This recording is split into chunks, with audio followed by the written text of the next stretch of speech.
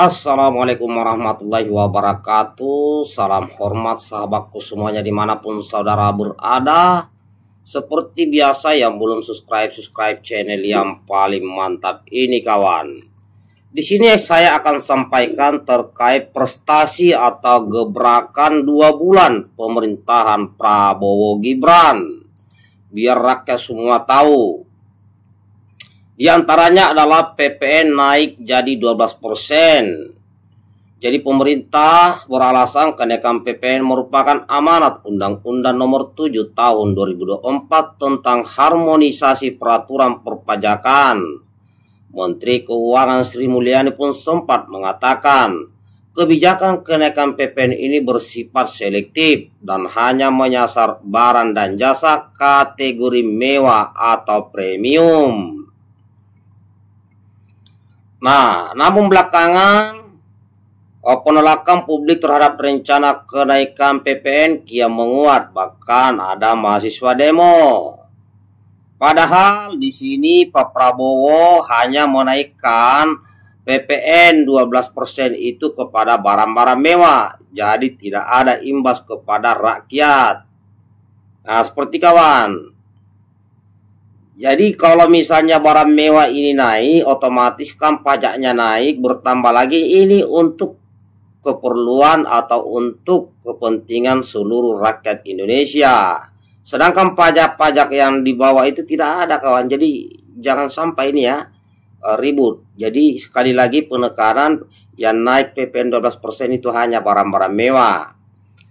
Kemudian prestasi berikutnya Pak Prabowo menaikkan UMP 6,5%. Jadi Pak Prabowo menetapkan kenaikan umum minimum provinsi atau UMP 2025 sebesar 6,5%. Besaran kenaikan upah pekerja ini berlaku untuk seluruh provinsi di Indonesia. Jadi penetapan kenaikan sebesar 6,5% ini kawan tertuang di dalam Peraturan Menteri Ketenagakerjaan Nomor 16 Tahun 2024 tentang penetapan umum upah minimum tahun 2025. Nah, berikutnya adalah prestasi berikutnya transfer napi Merijen dan Bali 9. Jadi Pak Prabowo telah mengembalikan terpidana mati kasus penyelundupan narkoba asal Filipina Merijen Pesta Veloso dan napi Balinen ke negara masing-masing. Merijen dikembalikan secara resmi ke Filipina oleh pemerintah pada hari Rabu tanggal 18 Desember 2024 dini hari. Nah, gitu kawan.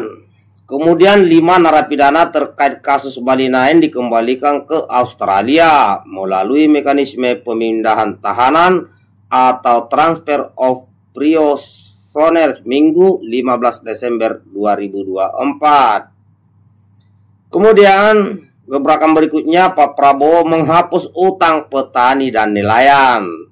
Jadi Pak Prabowo mengeluarkan regulasi untuk menghapus utang petani dan nelayan melalui peraturan pemerintah Nomor 47 Tahun 2004 tentang penghapusan piutang macet kepada usaha mikro kecil dan menengah atau UMKM dalam bidang pertanian, perkebunan, peternakan, perikanan, dan kelautan serta UMKM lainnya.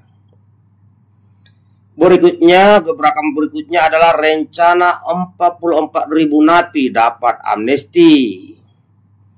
Ya, diantaranya napi di kasus penghinaan kepala negara yang berkaitan dengan Undang-Undang ITE dan napi yang sakit berkepanjangan seperti HIV hingga mengalami gangguan jiwa. Kemudian narapidana terkait Papua dengan kategori non bersenjata. Para napi pengguna narkoba non pengedar juga akan diberikan amnesti oleh Pak Prabowo. Jadi yang bukan pengedar ya. Jadi mereka yang akan mendapatkan amnesti adalah pengguna narkoba 1 gram ke bawah. Kemudian berikutnya wacana koruptor dimaafkan. saat berpidato di hadapan mahasiswa Indonesia di Kairo, Mesir, Rabu 18 Desember 2024 lalu, Pak Prabowo mengutarakan pertimbangannya memaafkan para koruptor. Beliau ingin memberikan kesempatan koruptor untuk bertaubat. Ya, tapi di situ harus mengembalikan uangnya walaupun sembunyi-sembunyi. Gebrakan berikutnya, wacana kepala daerah dipilih DPRD. Jadi Prabowo ingin pemilihan kepala daerah atau pilkada secara langsung dihilangkan. Menurutnya lebih baik kepala daerah kembali dipilih lewat DPRD. Nah, beberapa yang lain ya, banyak lagi berhasil menurunkan juga tiket ya 10% untuk menyambut Natal dan Tahun Baru. Nah, berikutnya juga ya, para koruptor sudah mulai terus ditangkapin satu persatu.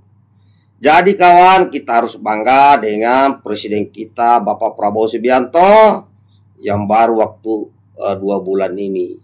Khusus untuk para koruptor yang masih tidak mau menyerahkan uang itu, dikasih waktu 6 bulan. Ya. Jadi masih ada berarti 4 bulan. Karena 6 bulan pertama pemerintahan Pak Prabowo, ya Prabowo Gibran, ini akan diberi kesempatan kepada para koruptor. Maka itu bagi saudara-saudaraku, sahabat-sahabatku yang sekarang sedang menjabat di pemerintahan Pak Prabowo, di masa era kepemimpinan Pak Prabowo, baik itu para jajaran menteri, gubernur dan wakilnya, bupati dan wakilnya, wali kota dan wakilnya, jangan kalian korupsi. Ya, maka itu juga diharapkan agar Pak Prabowo bisa mensahkan undang-undang perampasan aset bagi para koruptor ini lebih mantap lagi. Dan kita tunggu dengar ke depan seperti apa. Yang jelas Pak Prabowo ingin membersihkan negeri ini dari para koruptor, dari para pencuri uang rakyat. Pak Prabowo ingin agar sumber daya alam kita dikelola dengan baik dan benar untuk kepentingan bangsa dan negara serta rakyat Indonesia. Demikian kawan, prestasi-prestasi atau gebrakan-gebrakan 2 bulan pemerintahan Prabowo Gibran yang saya sajikan di hadapan saudaraku. Silakan berikan komentar, berikan diskusi atau apapun. Yang jelas kita akan menuju Indonesia Emas 2045. Salam hormat buat semuanya. Jangan lupa like, subscribe, and share. Mantap kawan.